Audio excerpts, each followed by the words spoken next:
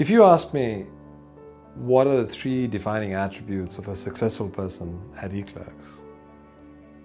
Then firstly, I would also tell you that those defining attributes are also the key cultures of eClerx. And I think they are these 3. First of all, it's what I would call client centricity. For those of you who have worked closely with me, you may have heard me say, and I'm sure you've heard me say, that we're not in the business of being the heroes. We're in the business of making our clients the heroes. You have to be okay with that, and you really have to believe in that. Because we're in the business of making our clients look good and walking through walls for them. That's number 1. Number 2, you've got to be somebody who's really a dedicated student of what it is that you do.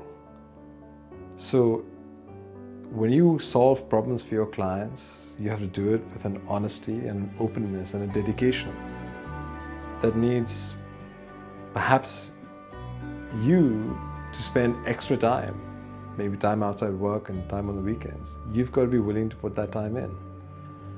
You've got to be willing to make sure that if a client wants 100% error-free piece of work, that you're willing to put the time in to give him that 100% error-free piece of work.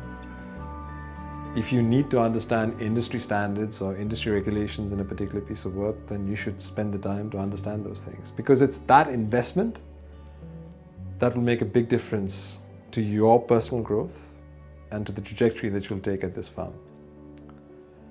And the last part of it is that we're in the people business. The firm is 10,000 people. There are large groups of people that need to be managed.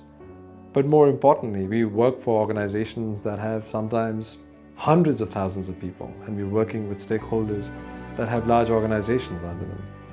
So people skills, the ability to work in teams, the ability to work across borders and time zones, the ability not to be misunderstood, the ability to empathize,